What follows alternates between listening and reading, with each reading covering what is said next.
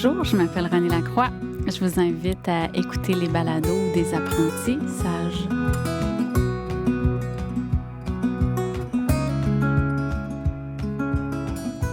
Allô, Maxime? Allô, Renée. Est-ce que tu vas bien? Oui, toi? Oui, ça va bien, merci. Merci beaucoup, Maxime, d'avoir accepté l'invitation. Plaisir. Merci à tout le monde. Hey, c'est un plaisir. Je suis contente. Je suis très, très contente de te retrouver, mon cher Maxime. Écoute, nous, notre aventure, elle a été sur plusieurs années. Hein? J'ai été ta superviseure de stage pour ta première expérience de stage. Tu arrivais à l'université, stage 1. Tout nouveau, hein? Tout nouveau, tout frais. Toi, t'arrivais du cégep, hein, Maxime? T'as pas fait de bac dans un autre domaine?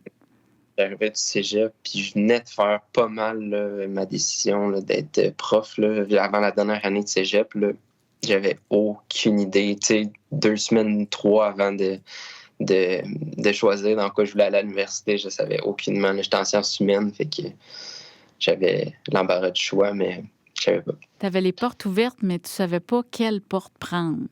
Exactement. Qu'est-ce qui a fait en sorte que tu as choisi l'enseignement? Ma mère était conseillère pédagogique pendant des années puis des dizaines d'années à Montréal. Puis à un moment donné, elle m'a dit « Ah, tu sais, t'aimerais-tu juste venir dans une classe voir que ça donne? Puis, tu sais, j'ai une prof que ça lui dérange pas trop. » Je fais « OK. » Je suis allé voir, puis j'ai vraiment aimé la dynamique, j'ai aimé ça. Puis moi, personnellement, j'ai toujours aimé l'école de base, tout mon parcours primaire, tout mon parcours secondaire. Donc, c'était juste, ben, tu sais, c'est le fun, j'aimerais ça, puis on va voir que ça donne. Puis c'est pas mal comme ça que ça s'est décidé. Puis un garçon en enseignement au préscolaire primaire, c'est convoité, on va se le dire. Hein? Ouais. C'est un milieu beaucoup plus féminin que masculin. Donc, quand vous arrivez, vous êtes bien accueillis, disons ça comme ça. On est souvent aussi accueillis comme des profs d'éduc. On est souvent confus pour des profs d'éduc. Le nombre de fois que je me le suis fait poser. Là. C'est vrai. Hein? Ah, vous êtes en éducation, c'est? Non. On dit que les stéréotypes tombent, mais pas tant que ça, hein, finalement. Ouais. On essaie. Donc, Maxime, rappelle-moi, en fait, ton expérience de stage 3, tu l'as fait dans quel contexte, dis-moi? Je l'ai faite à Sherbrooke, dans un contexte quand même facile, dans le sens favoriser une classe qui est très bien encadrée, tout ça. Mais c'était quand même un clash pour moi, je te dirais, le stage 3. C'est la première fois que vraiment tu es tout seul dans une classe. Là. Oui, tu as ton enseignant et tout ça, mais d'avoir comme la pression de OK, là, prépare-toi, ça va être ta classe, tes planifs, tes choses à faire. Puis pour moi, c'était quand même un clash. J'avais un peu l'impression de me faire lancer comme un peu juste de même, comme voici ta classe, bonne chance. Parce que, tu sais, qu'est-ce qu'on voit à l'université, c'est pas pratique vraiment. Tu sais, c'est vraiment théorique. On a nos stages avant aussi qui nous préparent, mais en diade, donc c'est différent. Donc, stage 3, je l'ai eu dans un contexte relativement facile, mais c'était quand même une impression de OK, je te lance, puis bonne chance. Oui, c'est comme un premier pas dans la vraie vie. Puis c'est intéressant ce que tu dis sur la différence entre l'enseignement en diade puis la responsabilité d'être seul avec les élèves. En diade, ben, on est capable de s'appuyer sur l'autre, d'être là pour l'autre aussi. Donc, c'est la visée, c'est la raison pour laquelle on vous place en diade. Mais ça nous amène à voir l'écart que ça vous fait vivre quand vous arrivez en stage 3. Puis la prise en charge est plus grande aussi, évidemment. Ah, vraiment. Mais j'ai eu la chance pour elle d'avoir un très bon enseignant associé, là, vraiment, là, qui m'a vraiment aidé, qui m'a guidé là-dedans. Puis que, tu sais, des fois, je lui disais, tu sais, je suis pas vraiment à l'aise en ce moment. Okay. Puis il était là pour moi. Donc ça, j'ai eu vraiment cette chance-là quand même. Là, fait que je perdais une diade de stage, mais j'avais comme une diade de dynamique professionnelle un peu. Là. Ouais. Fait que c'était vraiment cool. J'ai vraiment bien tombé là-dessus. Là. Puis nous, on s'est retrouvés, tu sais, je disais que nous autres, notre parcours, il s'était fait sur du long terme parce qu'on s'est retrouvés dans ton stage 4. Pour cette expérience de stage-là, Maxime, tu avais choisi de retourner, en fait, dans ta région. dans ta grande région, hein, parce que tu étais à Montréal. Donc, qu'est-ce qui a appuyé ce choix-là? Pourquoi tu as décidé pour ta dernière expérience de retourner chez toi?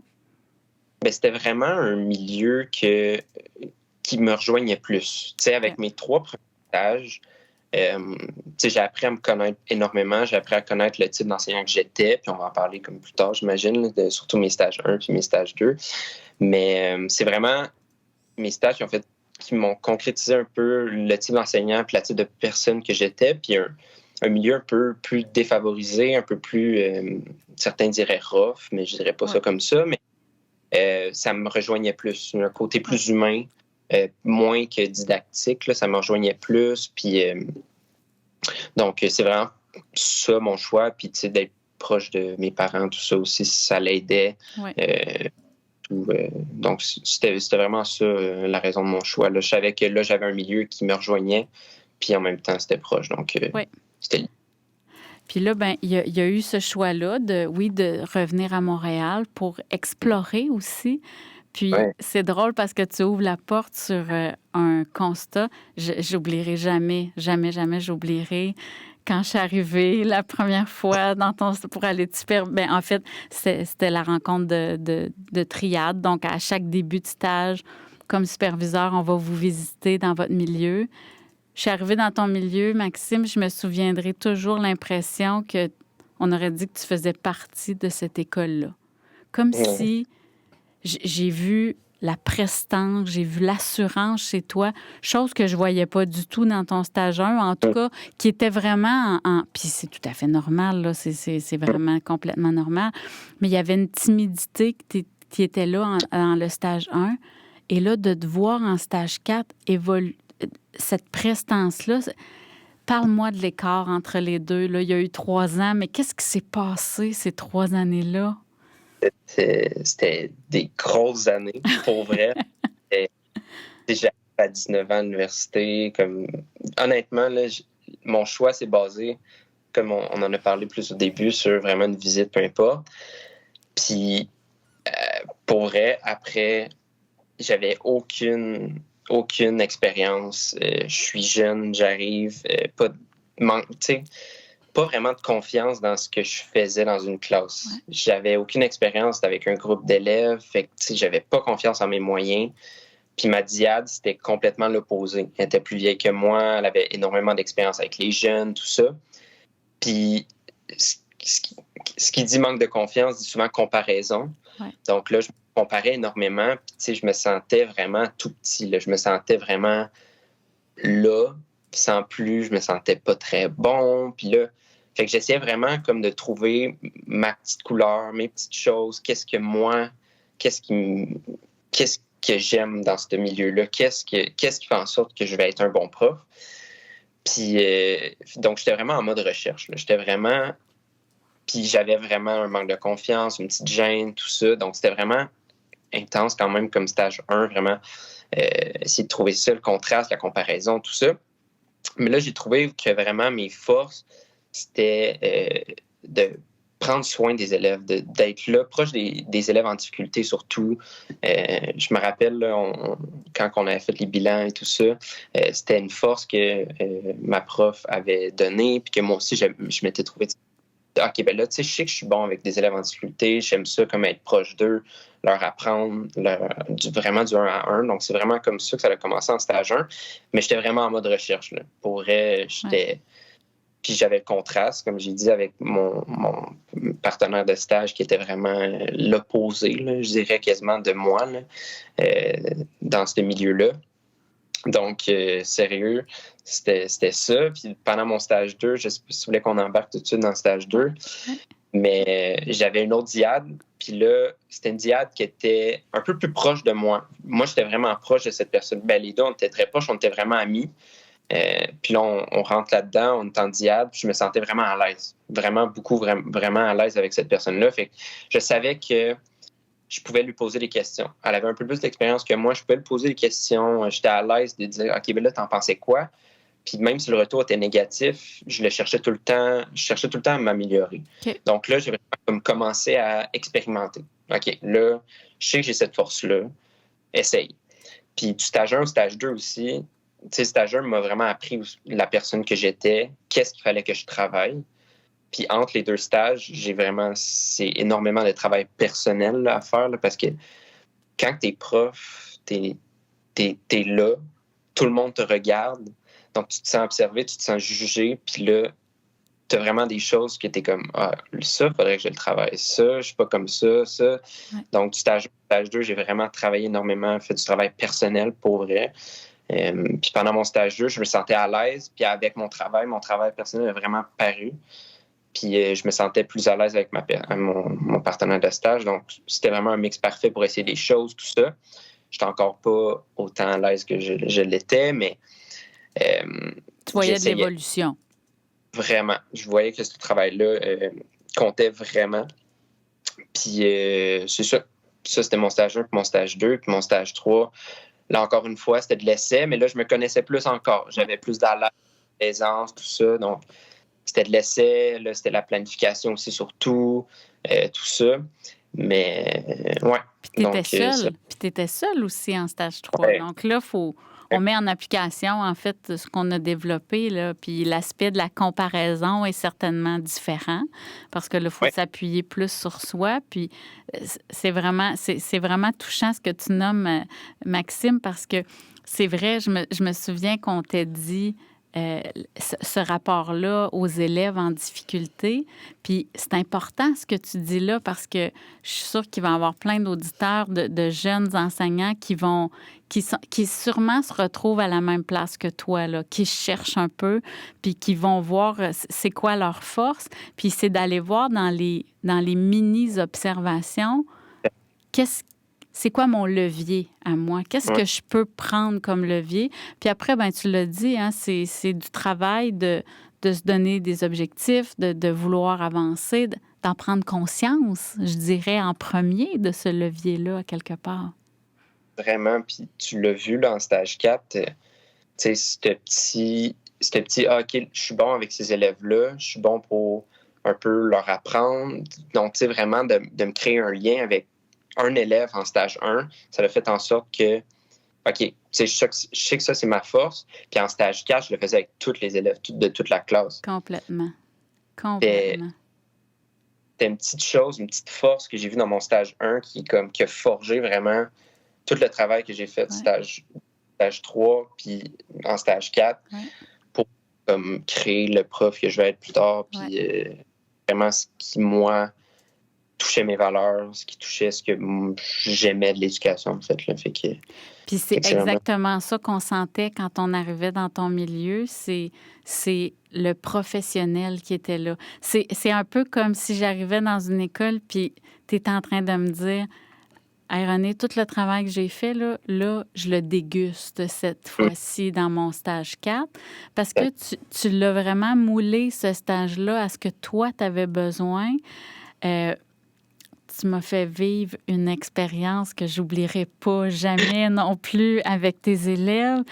Tu parlais tantôt de tes valeurs comme enseignant, puis une des valeurs pour toi, Maxime, qui est important, c'est de développer chez tes élèves le sentiment d'appartenance à l'école, à la classe, d'être une équipe, d'être un groupe, d'être solide, d'être tissé serré. Mm-hmm. Qu'est-ce que tu as mis en place dans ta classe, entre autres dans ton stage, pour valoriser, je dirais, ce sentiment d'appartenance-là chez tes élèves? Bien, je l'ai vu en stage 3, c'était comme un logiciel qui s'appelait Classcraft. Puis pour vrai, c'était vraiment pratique pour moi. Ça peut être adapté de différentes façons, mais j'ai décidé de l'utiliser tel quel. Mais c'est un logiciel qui permet plein de choses, de créer des équipes, des petites équipes de classe. C'est un système d'émulation qui ressemble un peu à Classe Dojo, mais qui est quand même très éloigné, là, qui m'attire plus, qui est plus proche de mes valeurs. Il y a aussi un système de kudos, que ça s'appelait. C'est des petits messages que les élèves peuvent s'envoyer avec l'intermédiaire qui est l'enseignant, pour pas que ce soit n'importe quoi, bien évidemment. Des petits messages sur des beaux gestes, des belles choses qui ont été vues à travers la journée. Comme par exemple, il y a un élève, je crois quand tu étais là, qui avait écrit un message le soir même. « Ah, merci d'avoir ramassé ma mitaine en revenant de la récré. Je l'avais pas vue. C'est super apprécié. » Puis chaque matin, on les lisait dans la classe. Donc, on avait comme 5-6 beaux petits gestes comme ça. Puis à chaque fois, on applaudissait. Donc, c'était vraiment juste comme des petites choses au début de la journée qui font plaisir. Tu sais, ces petits messages-là peuvent être adaptés aussi de différentes façons. Là, juste avec des petits papiers, on les lit le matin, ça fonctionne. Il y avait d'autres petits jeux que je faisais. Chaque matin, il y avait un événement du jour que ça s'appelait. Puis c'est un petit jeu que tu fais avec les élèves. Ça prend vraiment 5-10 minutes. Mais les élèves, ils ont hâte d'arriver le matin à l'école pour ça. Ouais. Pour un petit jeu qui prend rien. Là. Ça prend autant de temps que la routine du matin, mais qui crée tellement quelque chose de spécial. Puis c'était le matin et en revenant du dîner, il y avait tout le temps des questions sur des trucs de théorie qu'on avait vu pendant la journée ou la semaine. Ou des fois, c'était des niaiseries. Je mettais des petites questions de niaiseries comme ça, bonus. Puis c'était vraiment le fun. Les élèves pouvaient répondre. Puis il y avait des points qui étaient donnés. Puis c'était vraiment... Les petits jeux comme ça, les petites affaires comme ça, c'est ce qui crée aux élèves d'être heureux dans la classe. Puis des élèves heureux, ça crée une classe unie, puis une classe spéciale. Honnêtement, là, parce que quand tu y penses, là, c'est qu'ils soient heureux, puis qu'ils aiment ça apprendre, puis qu'ils aiment ça venir à l'école, parce que sinon, ça va forger tout le reste de leur vie. Là. Ces moments-là, c'est cette classe-là, tout ça. Fait que c'est ça.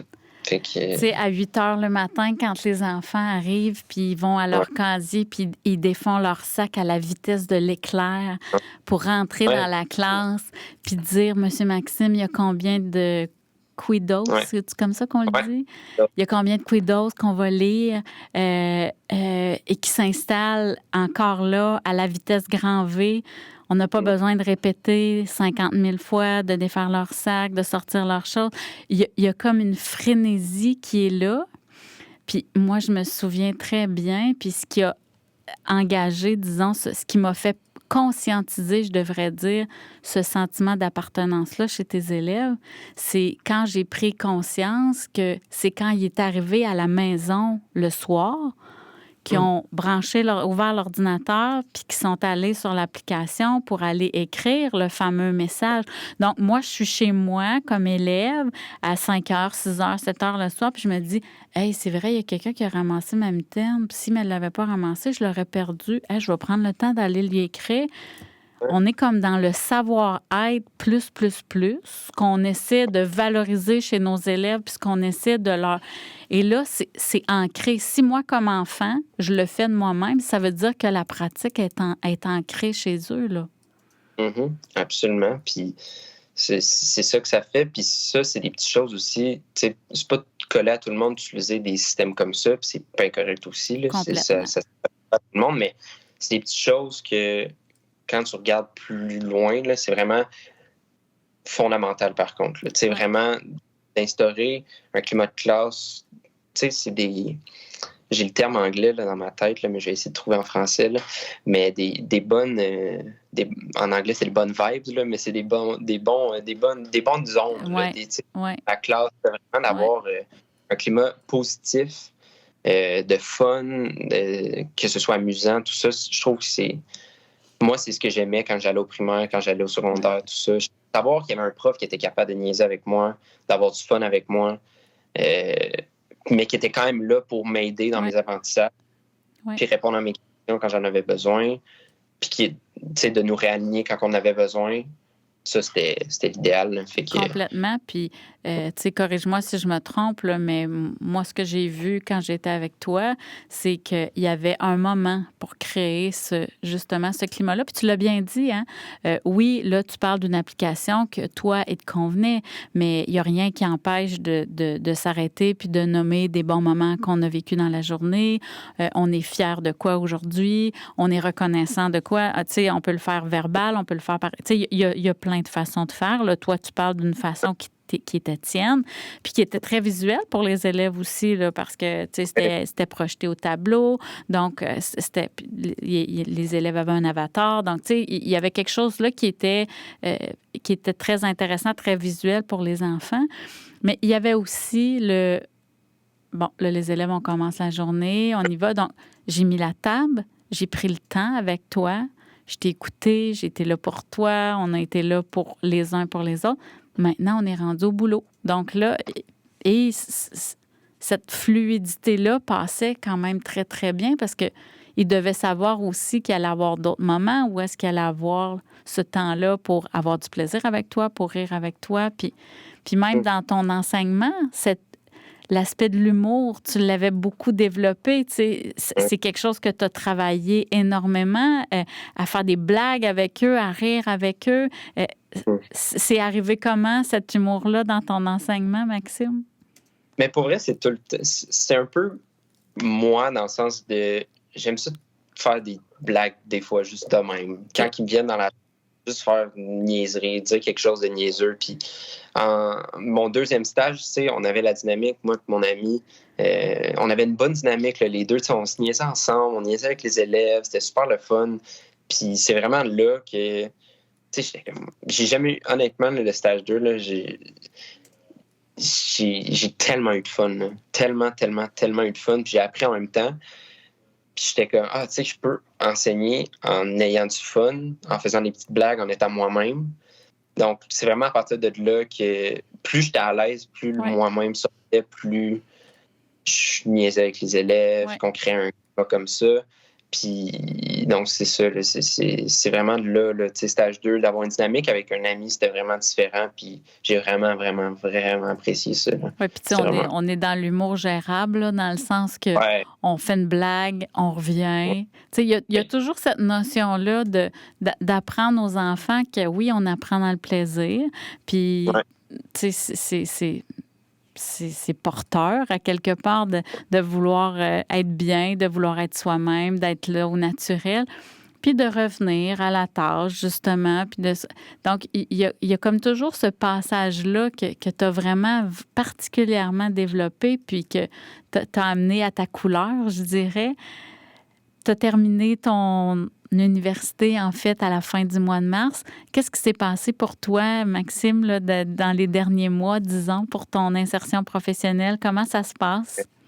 Donc, moi, j'ai terminé. Puis là, je partais en voyage comme pendant les mois qui restaient. Donc, j'ai eu des opportunités de contrat. J'ai décidé de ne pas les prendre justement parce que 2 mois avec un voyage de 2 semaines, je voyais comme...